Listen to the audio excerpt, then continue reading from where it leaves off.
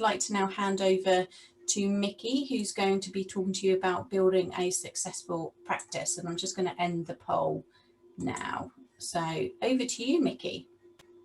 Wonderful. Good afternoon, everybody. A happy Thursday. It's been an incredible week for the IMAW team, and it's amazing to see so many of you coming back for more and more sessions. You'll either have nothing else to do this week because it's lockdown, or you're really engaged. So I'll go with the latter. And today I'm going to be talking to you about the relationship that you're going to have with your business and your practice. We call it building a successful practice. And I'm going to start with telling you a little bit about me. Most of you know more than you need to, but from a business perspective, I have been in business probably since I was 12 years old, when I learned to sell bric-a-brac on a market stall in Camden Town. And I started my first ever collection of antique cigarette lighters, which I still own today. That's when I learned about understanding my market, telling people what I did, and getting them to engage and part with their money. So I think that gives me a good enough background to give you a few top tips today and some hints on what I do and how I do it. And hopefully it will help you in your journey. Now, before I start, and I'll probably ask this again, but who are we and what do we want to achieve, right? Who are you as a business person? I speak to people who own several businesses, and mediation is just one of them. I speak to people who are semi-retired and have gone into mediation. I speak to people who think that mediation is a good bolt-on to what they do currently. And I speak to people who have very little money left because it's all gone and they need to earn some money, and mediation is going to be the way they do it. So what you want to think about is really, hold on, are we there? Sorry, bear with me a second. What sort of person? So let's just say you're a lawyer, a doctor, a social worker. You might be a nurse, a taxi driver, all careers that have and carry transferable skills. Okay, and it's these transferable skills that we need to use, because something has led us into wanting to be a mediation practitioner. Running a mediation practice, it's a vocation that requires a lot of specific transferable skills. Okay, it requires talents such as planning your prospecting process. Now, what does that mean? That means, where am I going to find my business? How do I plan to go out and look for it? What is what we call the low-hanging fruit on the apple tree? Yeah, where am I going to get quick business that will allow me to grow my practice? And what sort of business will I aspire to get as I get better and bigger at what I do? Creativity is key. You have to think, I hate the word outside the box, but you have to think outside of the whole situation currently. We're in the middle of a pandemic. It's not going away. Some people say that's great for mediation, litigation, arbitration, arguments, conflict, right? And some people say, but I can't go out and have proper meetings with people. So you have to get creative. I'm not going to give you all of the answers today because we only have about 30 minutes. But what I'm going to get you doing is to think a little bit more about you and where you want to go. And actually, there's a key word in all of this. It's called tenacity. Yeah, I know you all know what tenacity means, but look at the definition.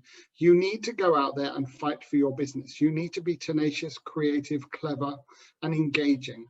Because if you're not going to be tenacious, people will not take note of you.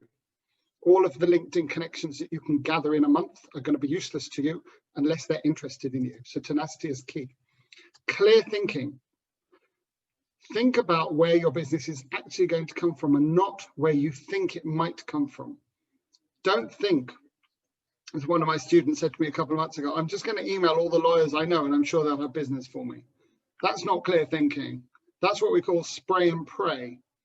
Okay, we need to be a lot more targeted about what we do. I can see, was that a grin, Rick? Yeah, a lot of people know what that means. It's an American phrase, spray and pray, let's hope for the best. Well, we can't do that anymore. Not when you're running your own practice. And discipline. Yeah, make sure you work properly. If you're going to start work at 9 o'clock in the morning, don't get up at 9:15. Yeah, remember, in the days that you used to have to get on the train and the bus and walk to the office, all that preparation is key. So you have to be disciplined at what you do. and collaboration. We live in a world currently where people are stuck at home, at a desk, doing their work, okay, with not many friends or family around them. We have in the Mediator Network, which is one of my groups, one of my communities, we have buddies and buddy mediators and people to talk to.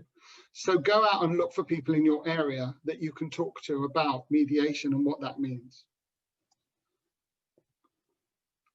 And then look at how we're going to focus this in a nutshell, because we obviously need to think about where we're going to get our business from and how we're going to do it and how much time we're going to give to it. So what are we going to cover? I'm going to ask you to, I can't see all of you unfortunately, but just wave anyway. How many of you already run a successful niche business? Excellent. I don't know why you're listening to me then, but we'll carry on. Don't leave now. Okay, that's brilliant. There are a lot of people that understand how to run a business, but not a mediation business. There are a lot of people that understand how to sell shoes, but don't know how to go and get clients for mediation. Mediation is not about putting a flag up outside your house and people going, oh, I need some of that. Or you knocking on someone's door and saying, oh, can I sell you some mediation? It doesn't work like that. It's a completely different world. So all the reading and research you can do is great.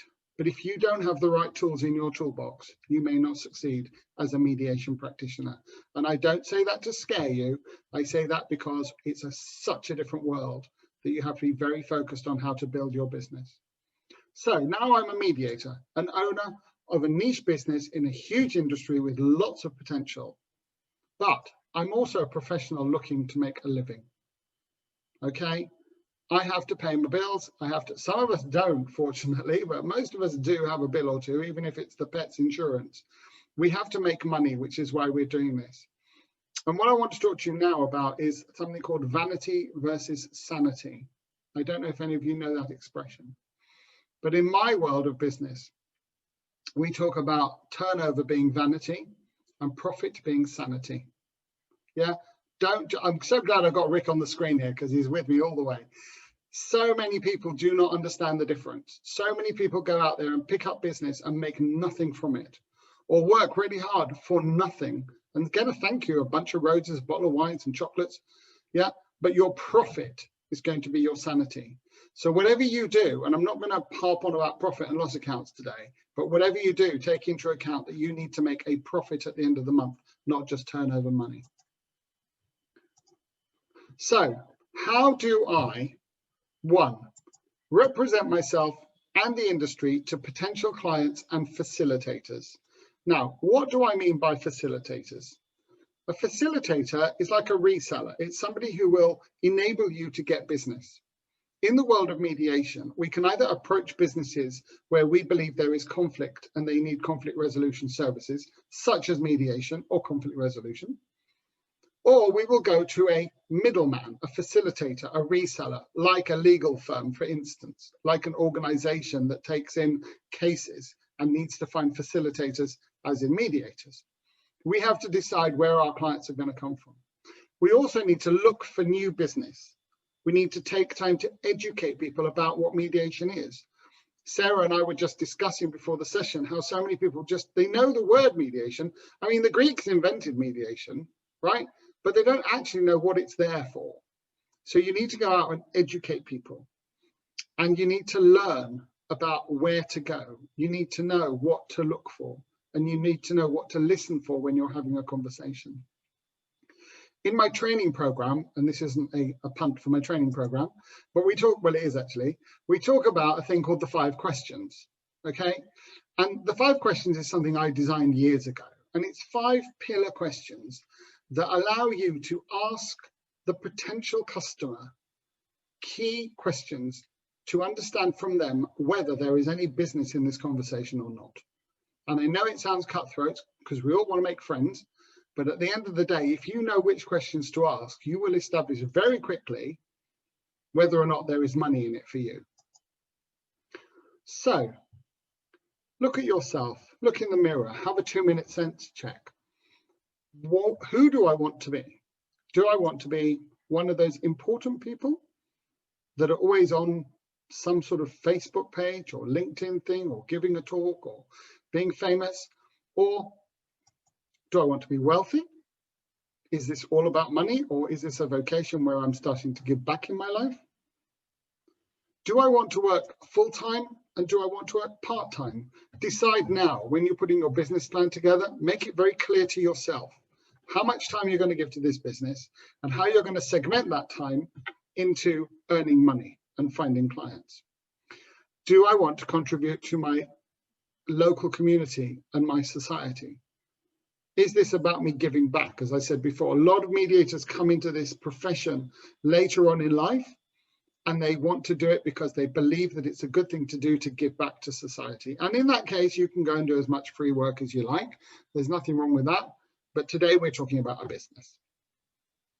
And do I want to support my business network? Do I actually care about collaboration, piggybacking, colleagues, networking, LinkedIn? Or am I just a one-man band who's going to go out there and do my stuff, find my clients and make my money? You have to decide whether you want to be that sort of person or whether you want to support your business network. One of the reasons that I'm a member of the Mediator Network, for instance,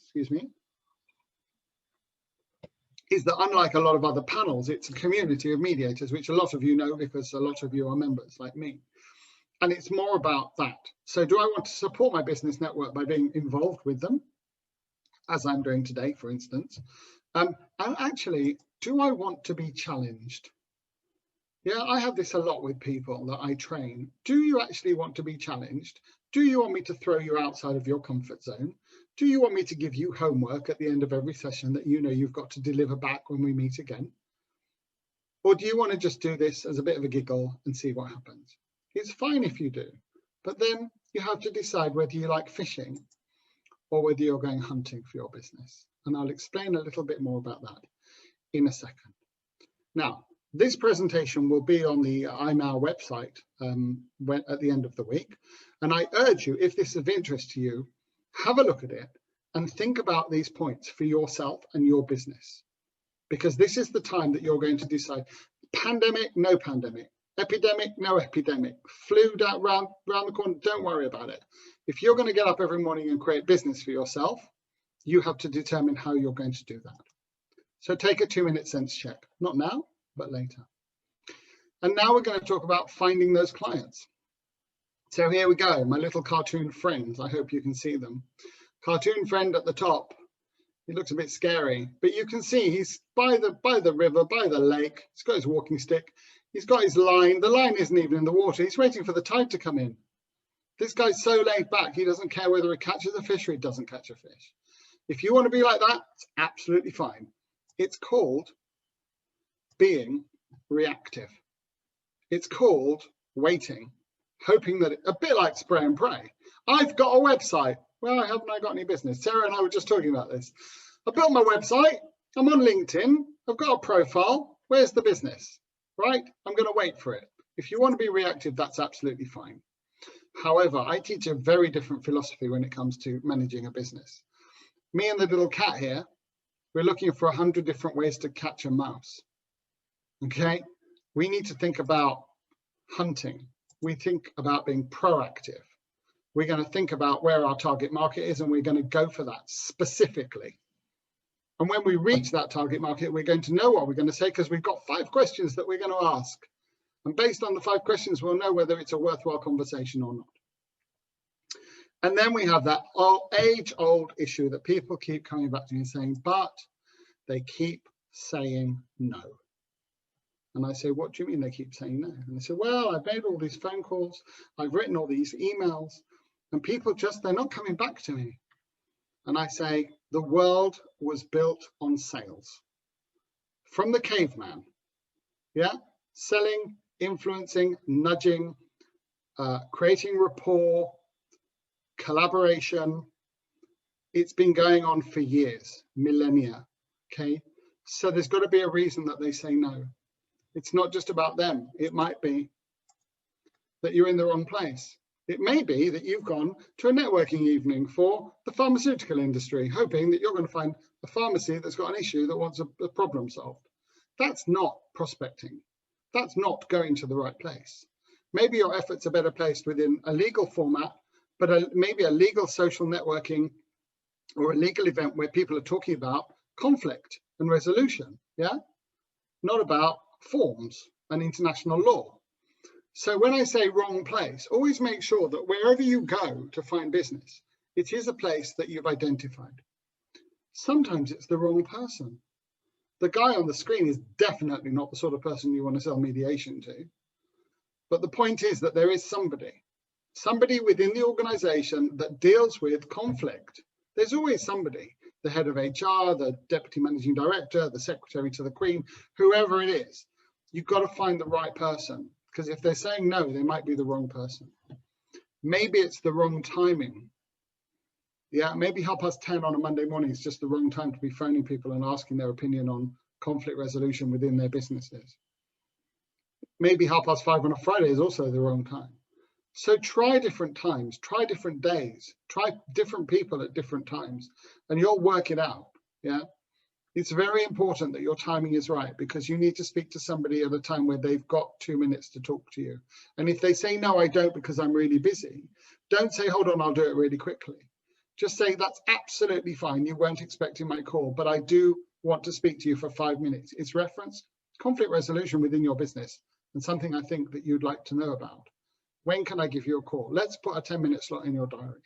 Be tenacious. Remember that word, be tenacious, and you will get somewhere. People respect people who are tenacious. Not aggressive, not overly assertive, but tenacious. Or maybe it's the wrong approach. We talked about spray and pray. We talked about putting leaflets in your local mini market that says, do you need mediation? Call me. Well, it's not really going to work, is it? Your approach has to be right. And if you're talking to an HR professional, your approach is going to be different to if you're talking to a legal counsel for a large organization. So remember, research the person that you're going to speak to and think about how you're going to approach them in a way that they are going to be receptive to listening to you. And you know what? If it's going bad, get your cushion ready. We teach a process. So I'm really sorry. I can only see a few of you and I keep seeing Rick, so it's great. But the point is that having a cushion is a scenario that we use when somebody's giving you negativity. And we say, if they give you 3 reasons why they don't want to talk to you and you quash them back with 2 why they should, they'll normally give in to the 3rd one. So it's a process that we use. It's called cushioning. You can Google it and it'll help you. But always be ready. And rejection is just a thing. It's not a curse. Everybody has to face rejection. If you are going to set up your business and you're going to go prospecting for business, expect to have a little bit of rejection. And if you do get rejection, put the phone down and just say next, and phone somebody who does want to listen to you, because the person that didn't want to listen to you, unfortunately, won't remember you the next day anyway. We're not that important. So just carry on until you find the right people for you. So I hope I've got you thinking here. I'm just scanning through the faces, and some of you look like you're going to cry, but I'm sorry about that. But take a moment and think, because I'm being harsh, but this is your business. So welcome back to a bit of reality here. I don't know whether you're happy, confused, reassured, but it's all part of the program. What we aim to do when we're teaching people to set up their business is shake them up a little bit, because successful people have to accept the fact that things change. The goalposts are moving all the time on our industry, on industry in general, on the world in general, on communications every day. Accept that we're in a different world and find your business. Adapt to the different world and find your business. And you will achieve as long as you keep trying. Plan ahead. Make sure you're going to stick to what you're going to do. If you're going to make your first phone call at 9:10 in the morning, make sure you're ready. Go and do it. Try it. It doesn't matter if you fail. Try it and try again. And review everything that you do so that you know whether that was a good call or a bad call. And if it was a bad call, why was it a bad call? And if it was a good call, why was it a good call? Yeah, and you will teach yourself how to do the next call. And then we're going to touch on marketing. Okay, and marketing is huge, but it is important. That website is not going to sell itself. So this is where you lay out your shop window. And you want to get as many people as possible to look at it. You want to become the honey, not the bear. You want to become that luscious, smooth, sticky, gooey, sweet pot of honey that everybody's looking for. So you need to go out there and market yourself. You have to find ways to piggyback. If somebody else is running an event and you can benefit from it, do it. If somebody else is running a course and you can benefit by joining them on it, do it. If you can find people in your area to collaborate with, and I'll talk about that in a minute, do it, okay? You don't have to do everything on your own. Research is a very successful, research somebody else's successful journey. Yes, look at mediators. Jonathan Lux this morning gave two presentations, a mock mediation that was absolutely fascinating. Get into the mind of somebody who's done this and does it well, and you have something to follow. Become a local celebrity. If you're stuck out there in the middle of Wiltshire or in Cumran or wherever you may be, and there aren't many mediators around you, go and find an opportunity to become a local celebrity. I did this with one of my trainees a couple of weeks ago. And then I thought, you know what, why don't I do it? I'm in Tring, a tiny little village in Hertfordshire. A week later, I managed to get myself a slot and I was interviewed on the radio. And I've had 6 or 7 phone calls since then from people who are interested in understanding how I can help them resolve disputes. I mean, crazy, right? But that's what you have to do. Find your local paper, get them to write about you, make it important. If you need to spend a bit of money, get it to be an advertorial, not just an advert. And make sure that people in your area know that you are the go-to person. And then network correctly, because there might be 3 of you in Cumran, but you might mediate in different circumstances. You might build up a practice between you. You don't have to join forces in a business. But if your network is there, use your network because they will need you. And not everybody can take every case every time. Yeah, so don't forget, if you've got the right network, you can either pass business on or you can take business from other people.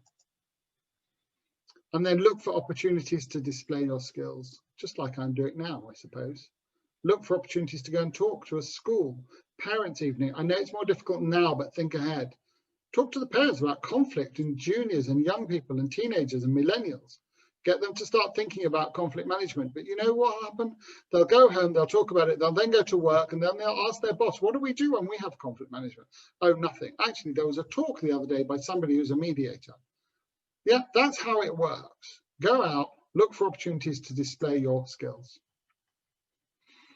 And then a few things to note. Some people, I mentioned Jonathan this morning, but there are a lot of them, have achieved huge success through mediation. So there is no reason why we can't all do the same, especially as we are spending so much time growing the industry. There will be more and more work. Co-mediation, it's a key to starting your career. Observations are great, but if you can actually go and co-mediate with somebody, even if you get an inquiry that you can't handle, yeah, ask somebody else to join you, because co-mediation is a brilliant way to learn. CPD and development. Don't spend a fortune training when you don't have any experience. Go and get some experience and then teach yourself a little bit more. This is just the beginning of the journey for many. And a lot of people who have taken the course and become a mediator sort of assume that once they've done that and built their website, the business would come flowing in. But actually, we all know that doesn't work. So this is the beginning of the journey for a lot of people. So collaborate. There are 36 participants on this group today. I would imagine we've had several thousand people tune in over the last few days. Yeah, get hold of a network, get involved with the community, and find people that you can collaborate with. We never turn a client away until we've explored every avenue. Don't forget that when you set up your practice, you are not just a mediator who needs 2 people on opposite sides of the table in order for you to work. One of the things we do in coaching is we help people understand that even if you cannot get 2 people around a table, you can still mentor and you can still advise one person on a one-sided sort of mediation. And we talk about that as conflict management. So don't turn away a piece of business. If something comes to you that's too big, don't get worried and say, I can't handle it. If something comes to you and you're going to Marbella for a week, please God, in another month or so, yeah, don't turn it away. Give it to somebody else and share that. And then I said, join a community like the Mediator Network who have admin services and mentors to back you up. So you're not scared about what will actually happen when you get a piece of business. Don't keep thinking, I'm not ready yet. I need to do this, I need to do this, I need to do this. Go and make some phone calls, go and meet some people, go talk about your talent. and go and get yourself some business. Your success is a result of your contribution to your practice. Nobody is going to do it for you. In fact, I spoke to a lady the other day who is a lawyer who has become a mediator, and she said to me, quite frankly, I can't be bothered to go out and get business. I'm happy to pay somebody else to do it. And I said to her, with all the due respect in the world, madam, that's not how you build a business. Profit and loss. I don't want to end on a loathsome note, but you do need to have some sort of profit and loss account for your business. Everything you spend on your business is a loss, and everything you make is turnover, and everything that you profit is what's going to feed your family. This is your business, and it is your future. And I'd just like to end on a few things that require zero talent. And we very often use this when we speak to younger people, but I quite like it. So I'm going to flick through it because I think I've got a couple of minutes. Punctuality and preparation. Even online, get there before the meeting starts. You're better off sitting in the room. And again, I talk about Rick because Rick got there really early today. Yeah, be there, be ready. If you're running something, be there before everybody else. Make sure that you've prepared. Within mediation, there is no room for you if you don't have a work ethic, honesty, and integrity. You'll not get there. It won't work. You have to have a passion about what you do. If this is a hobby, fair game, but I don't think you're going to make it. Body language.